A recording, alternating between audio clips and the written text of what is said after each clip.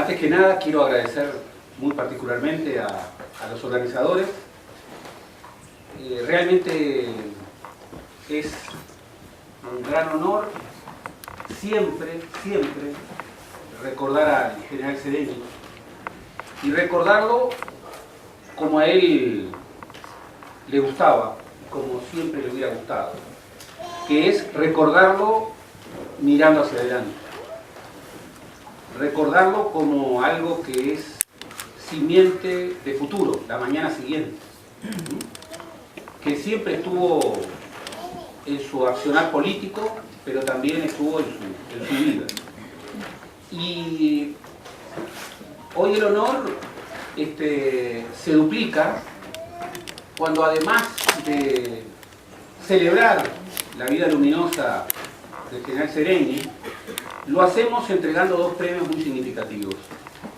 El premio a la trayectoria de una grande de este país, de una gran mujer de este país, que supo serlo, como el general, en los momentos más duros y en los momentos de la construcción política, de la normalización política, la doctora Azucena Berruti.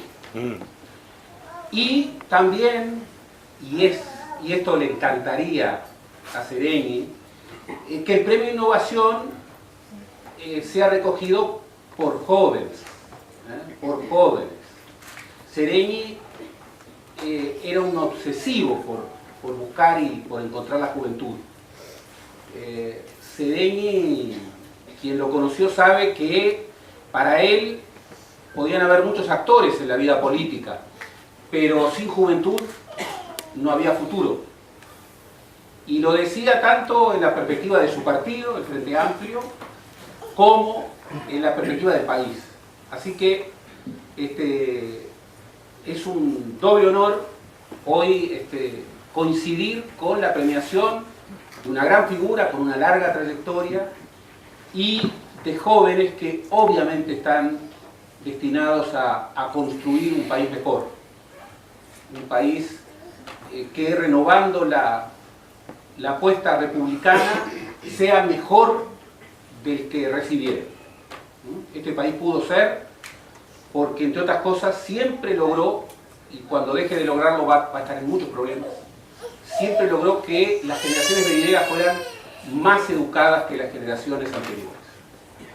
Y hoy eso es un elemento absolutamente decisivo. Hablar de Seregni es hablar de una trayectoria extensa e intensa. Gerardo, ¿podés acercar el micrófono? Ahí está. Gracias. Hablar de general Seregni es hablar de una trayectoria extensa e intensa.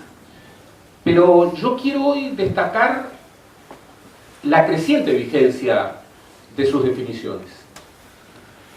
Quiero hoy destacar hasta qué punto Seregni hoy, cuando ya estamos en el 102 aniversario de su nacimiento, lo vamos a conmemorar el 13 de diciembre próximo, Seregni sigue estando entre nosotros. Y además sigue estando de tal manera que los adversarios, que no enemigos, los adversarios están preocupados por su legado.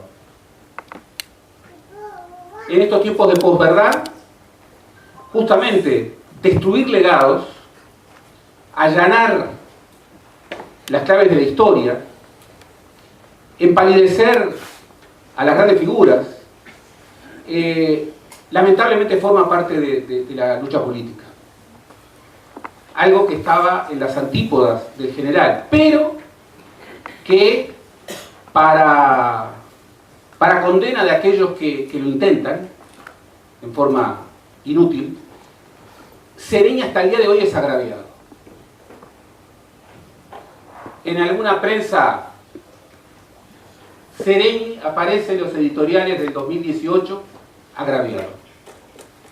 Y eso es absolutamente prueba fehaciente, por si faltara, de que sus legados tienen una creciente vigencia. Y yo quiero referir eso, es decir, construir o reconstruir su historia en clave de presente y de futuro. Y advertir esta dimensión, la dimensión de una vigencia creciente. En primer lugar, ¿qué es el serenismo? Son valores. Son valores. Es una manera de concebir la política que se articula con valores inclaudicables. Los que se demuestran en los tiempos más difíciles y también en los tiempos de normalidad, entre comillas. Y esto es particularmente vigente y decisivo. Y acá hay que decir las cosas por su nombre. Decir lo que se piensa. ¿Quién podría imaginar al general Sereni ya no corrupto? Al general Sereni haciendo cosas que tuvieran alguna tensión con la ética. ¿Quién podría pensar en el general Sereni siendo poco austero en el manejo de los fondos públicos? Y miren, la historia de estos últimos años ha probado algo que ya sabíamos, que la corrupción no es de izquierda ni de derecha, pero que hay una diferencia. La corrupción en relación con la izquierda es devastadora, devastadora. Anula los proyectos de esperanza. Entre los valores de Sereni está su austeridad, su sobriedad sin estridencias, tan artiguista. Afirmar los valores es desconfiar del poder, del afán de poder. El Frente Amplio, como construcción política, tiene algunas claves que son centrales. Y muchas tuvieron que ver con Sereni, pero también tuvieron que ver con otras grandes figuras. Las figuras de los pioneros. De los pioneros en la organización de la central sindical, de los pioneros en la organización de la unidad política, de los pioneros también en una clave multipartidaria de la lucha contra la dictadura, adentro y afuera del país. Y para que todo eso fuera posible, bueno, se necesitaban valores, valores centrales, que hoy están más vigentes que nunca. Por ejemplo, la mirada larga, la necesidad de una mirada estratégica. Por ejemplo, la innovación política, buscar algo que marcara una diferencia en términos de innovación política. Y vaya que el Frente Amplio en sus orígenes marcó una innovación, la coalición y movimiento. Pero una innovación, todos sabemos, que vive en la innovación. No puede congelarse una innovación. La innovación y el cambio necesitan cambiar. Y cuando se congelan, caen. A diferencia de aquellos que suponen que para conservar algo mejor hay que evitar que cambie, la innovación tiene que ser reconstruida en el cambio, y vaya si el general lo sabía, bajo ciertas pautas decisivas. Decir lo que se piensa y hacer lo que se dice. Sereni, que siempre tuvo una vocación de liderazgo, advertía muy claramente cómo eso era absolutamente importante para defender las premisas constitucionalistas del ejército, y vaya que hubo liderazgo en la afirmación de las premisas constitucionalistas cuando dentro del ejército prosperaban, y hay que decirlo con toda la fuerza necesaria, prosperaban antes de la Revolución Cubana, antes del MLN, prosperaban nidos golpistas dentro del ejército, y ya estaba un núcleo de militares constitucionalistas.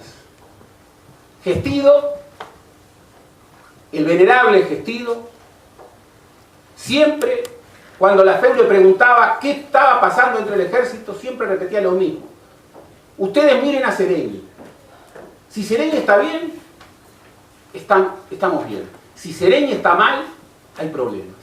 ¿Y qué hizo Gestido cuando asumió la presidencia el 1 de marzo de 1967? Lo primero que hizo, destituyó al general Óscar Mario Aguerrondo de la región militar número 1. ¿Y a quién nombró en su lugar? Que era el núcleo del poder militar, al general Liber Seregni. Estaba todo dicho. Estaba todo dicho. Esa era la afirmación de un rumbo constitucional. Era la importancia decisiva de las personas, pero la necesidad de no personalizar ningún proyecto. Seregni estaba a años luz de los liderazgos encarnados, que son el proyecto. Un proyecto político que tienda a alumbrar la mañana siguiente no puede encarnarse en ninguna persona, por más valiosa que ella sea. El liderazgo encarnado, que es una vieja enfermedad de América Latina, ha hecho destrozos en las izquierdas y en los progresismos de América Latina. Seregni es una vacuna contra los liderazgos encarnados. Es la necesidad de que los liderazgos deben ser conductores y conducidos, y que deben dar espacio a la renovación. Siempre. Que es renovación de ideas, pero que también necesariamente es renovación de generaciones, es renovación de personas. Seregni, como las figuras de los pioneros del Frente Amplio, articulaban muy bien programa e ideología.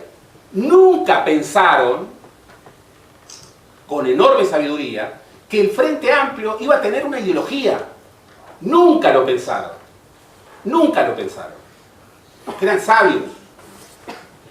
Advertían la necesidad de conjuntar diversidad ideológica y unidad programática, unidad política, que se expresaba en acciones políticas concretas.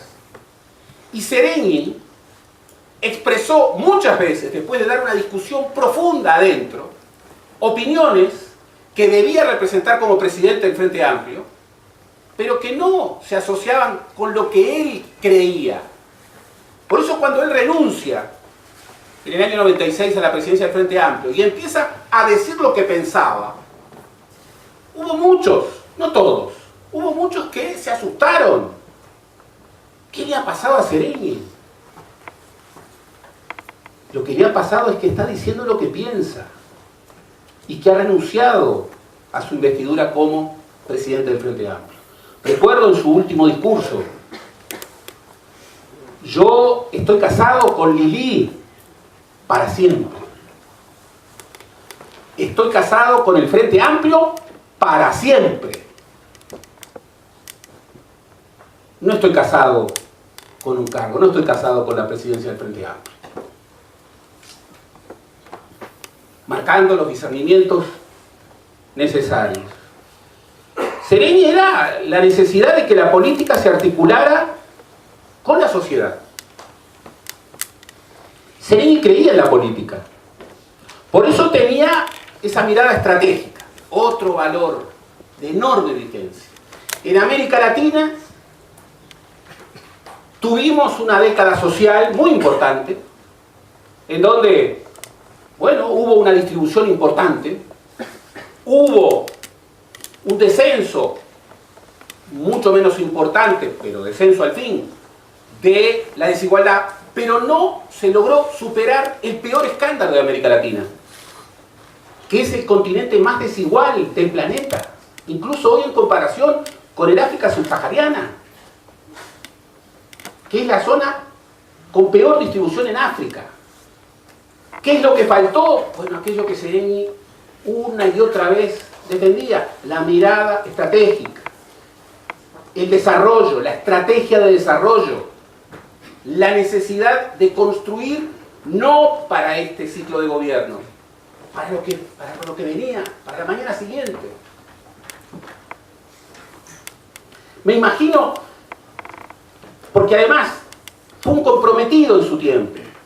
Me imagino la pasión que tendría hoy, la curiosidad frente a la revolución científico-técnica. Me imagino la pasión de su compromiso con la transformación de la educación. Me lo imagino curioseando, tratando de entender, tratando de comprender, tratando de empujar la mirada larga, la mirada estratégica, esa que tanto requerimos hoy. La afirmación democrática. Seregni, antes que nada, era un demócrata. Sabía que la democracia era el compromiso central. Y él, que era militar, sabía que en el Uruguay la política, la defensa de la política democrática, era el camino certero a la no violencia. Por eso, siempre, hasta en los peores momentos, siempre trató de construir vías políticas para evitar la violencia. Viniera de donde viniera. Él, que era un militar. Él, al que le habían ofrecido tantas veces ser el líder de un golpe progresista. Nunca. Lo han agraviado. Han dicho que fue un golpista en febrero del 73. Falso. Falso de toda falsedad. Por supuesto que podemos decir, yo así lo creo, que se equivocó. Por supuesto que yo reivindico la mirada de Quijano o la mirada de Amílcar Vasconcellos, que plantearon la cuestión central es democracia, autoritarismo. Pero la mayoría del elenco político miraba las cosas de otra manera. Era pueblo, oligarquía o cambio. Y algunos que descontextualizan textos, por ejemplo el discurso de la Unión, estaban trabajando con los golpistas que después efectivamente vinieron. Y pasa por ser una transgresión a la democracia el que Seregni, como Wilson Ferreira y como tantos otros, para buscar vías políticas, para evitar la violencia, para evitar el golpe de Estado, hablaran con el MLN. El que quería una solución política, no violenta, tenía que hablar con todos. Por eso Germán Michelini habló con todos. Y por eso los asesinos, que lamentablemente suelen ser certeros, mataron a Michelini, mataron al Toba Gutiérrez Ruiz, mataron a Rosario, mataron a Willy, mataron a Manuel Iberó. Hubo otros que hablaban para un lado, tenían un habla hemipléjica, no sé si les suena. Hablaban solamente para un lado. No, había otros que hablaban para todos los lados, buscando caminos equivocados tal vez, con seguridad, pero jugándose la ropa para encontrar vías pacíficas, vías políticas. Por eso, además de la afirmación democrática, era un hombre contra las grietas, era un hombre tolerante. Afirmó la tolerancia en tiempos de intolerancia. Afirmó la tolerancia contra sus carceleros, que habían sido sus alumnos y algunos de ellos sus compañeros. Tuvo que soportar la tortura más vil.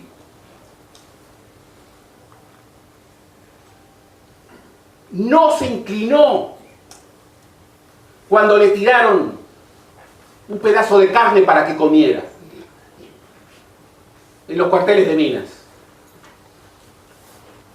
No se inclinó. Y cuando los fotografiaban, siempre ponía una cara de enojado. Y supo mantener su dignidad frente a aquellos que lo estaban acosando de la peor forma. Y no llegaba a comprender en varias cartas a Lili se lo dice, cómo el ejército de Artigas había devenido en esas monstruosidades. Porque era tolerante, tenía ciertas cosas muy claras. Por ejemplo, nunca hubiera acompañado el despropósito de la militarización de la lucha contra la inseguridad. Nunca lo hubiera hecho. Porque sabía en lo que eso terminaba. En un contexto de inseguridad, la militarización de la lucha contra la inseguridad, que es una clave de los gobiernos de derecha y de ultraderecha en nuestra América Latina de hoy, termina con terrorismo de Estado, termina con ejércitos populares y termina con la cercanía de dictaduras civil-militares. Sereni lo tenía muy claro, muy claro. El soldado había sido enseñado para otra cosa. Para otra cosa. Nunca podía ser empleado para la lucha contra la población, la lucha contra la inseguridad en la población. Defendía la política contra la antipolítica, que no es un invento nuevo, contra la posverdad, que hoy alienta, pero que tampoco es un invento nuevo, contra la polarización, también contra eso que nos desafía tanto, que es cómo vincular hoy política y economía. Bauman, antes de morir, habló de la disociación entre política y economía. Algo gravísimo. A Sereni le hubiera desafiado particularmente. Está ese su último encuentro con Tabaré Vázquez y Darío Astori, cuando refiere sus roles y le dice: tú serás quien conduzca la economía, tú serás quien conduzca la política, pero nunca se olviden que la política es la que conduce. Hoy es difícil encontrar un equilibrio de encuentro entre economía y política. En los tiempos de las cadenas globales de valor, Sereni no conoció muchas cosas, pero seguramente estaría estudiando para buscar la reivindicación de la política, incluso en ese terreno cada vez más creciente de la economía transnacional.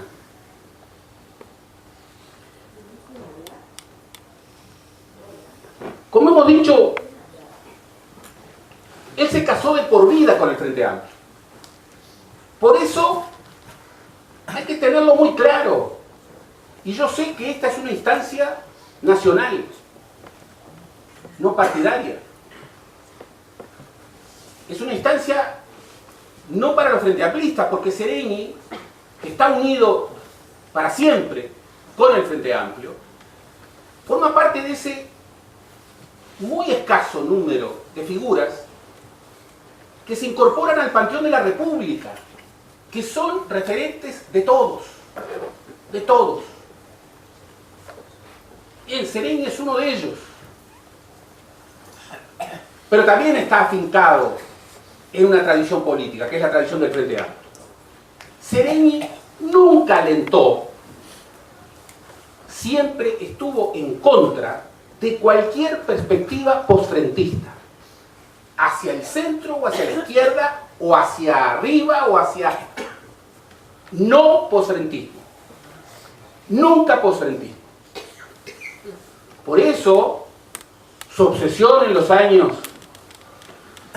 de la cárcel era que el Frente se reconstruyera en su integración del 71.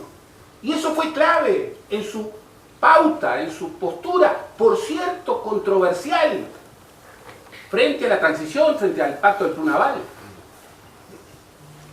Para él era fundamental que la transición a la democracia no se llevara puesto el Frente Amplio. Y hay que recordarlo. Los militares se habían puesto como objetivo de vida destruir para siempre el Frente Amplio y a todo lo que oliera a izquierda. pero no eran los únicos. Incluso había muchos que habían pronosticado la muerte definitiva del Frente Amplio desde dentro del Frente Amplio. Y Seregni una y otra vez defendió el Frente Amplio. Por eso, y es totalmente legítimo, quien se vaya del Frente Amplio, que lo puede hacer, que nunca reivindique a Seregni.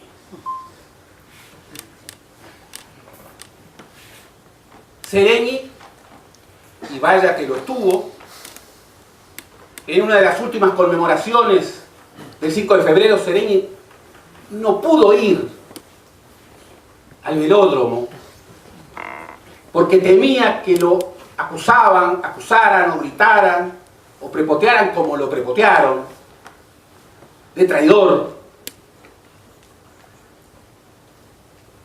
Seregni nunca se dio a la tentación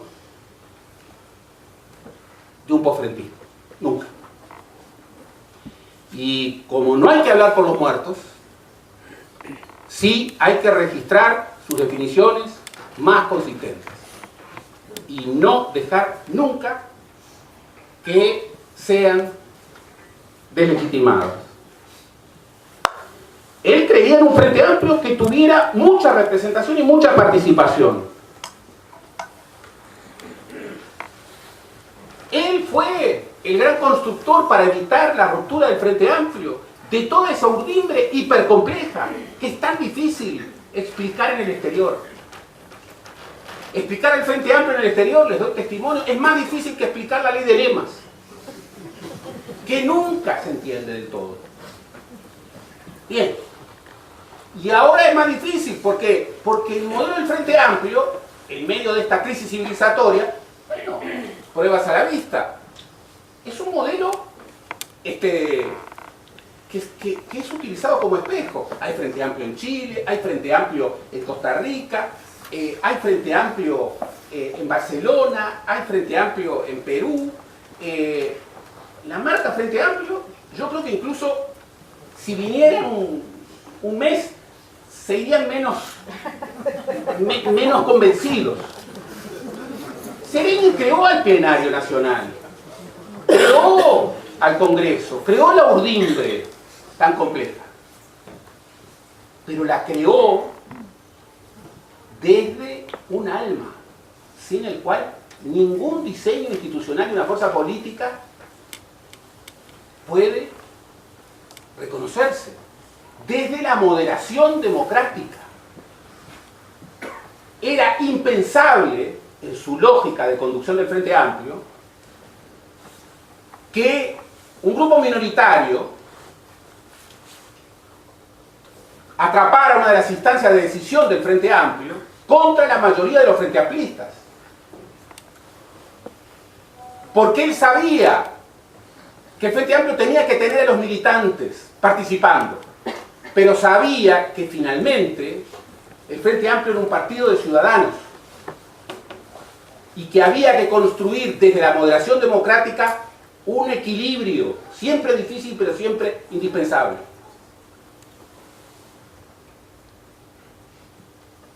Era un negociador, un gran negociador. Le gustaba la palabra negociación. No creía, como tantas veces se decía, que la negociación bajaba el nivel de la propuesta inicial. No. Como otro gran negociador, José de Lía, como otro gran negociador, Héctor Rodríguez, como grandes negociadores que estuvieron en la unidad del Frente Amplio, Ronald Arismendi, Selmar Michelini, Juan Pablo Terra, José Pedro Cardoso y tantos otros, negociaban, sabían negociar y sabían que la negociación muchas veces lleva a una síntesis superadora. Eran serios, maduros, no eran adolescentes que convirtieron la política en una lucha de egos. Tenían una gran responsabilidad y Seregni los expresaba. ¿Qué falta? hará de ese tipo de negociadores? ¿Cuándo? Gane quien gane las próximas elecciones, con seguridad habrá problemas de gobernabilidad, porque nos hemos acostumbrado mal a que a este país o lo gobierna el Frente Amplio con mayoría legislativa propia, o lo gobiernan blancos y colorados juntos, excluyendo a los demás, o la oposición fragmentada, diversa, distinta. Sereni nunca hubiera estado con eso, nunca hubiera estado con eso. Hubiera buscado negociación, negociación, negociación. Incluso con la mayoría. Les anuncio algo que todos sabemos. Gane quien gane, no habrá partido con mayoría legislativa propia.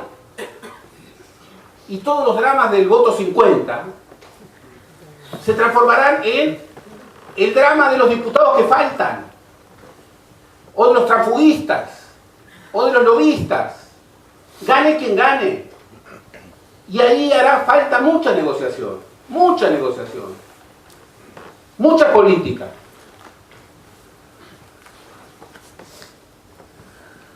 Tenía capacidad crítica. Esa capacidad crítica le venía de su cultura, pero también le venía de su sentido profundo de la realidad. La tosuda realidad, invocando a tu bisabuela, a mi abuelita la vasca. La tosuda realidad, ese sentido de realidad que estaba siempre en su mirada, en su visión, en sus análisis. Se podía equivocar, pero siempre en relación a la realidad, a una visión de realidad. Eso lo llevó a tener posiciones, sobre todo cuando pudo decir lo que pensaba, controvertidas hacia adentro y hacia afuera. Y vaya que no cayó en la última etapa ciertas definiciones de fondo que lo ponían en controversia con factores muy irritantes. Decir lo que se piensa y tener tolerancia.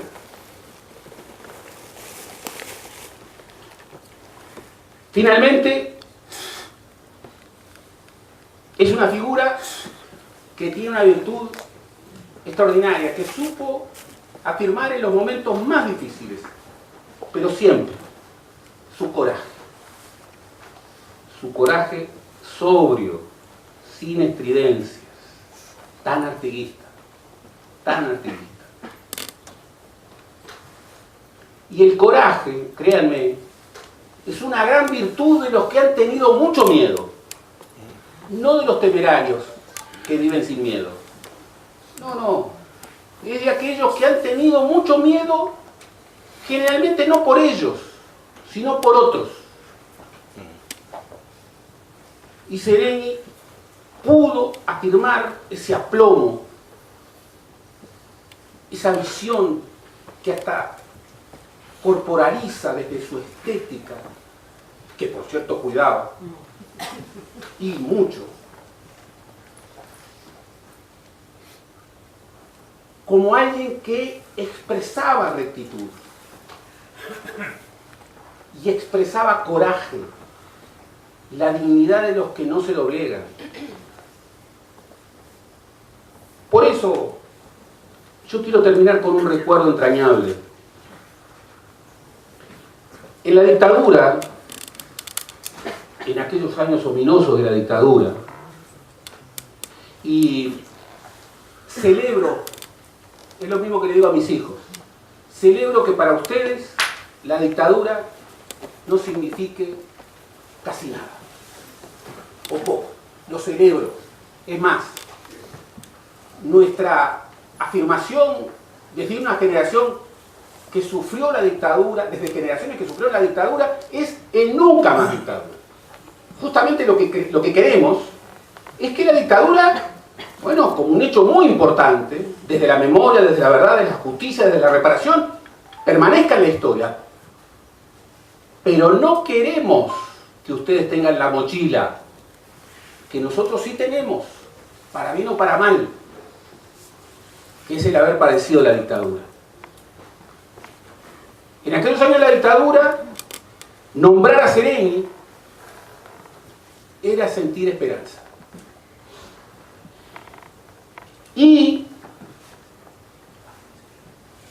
en Pocitos había un muro en donde habían pintado con mucho coraje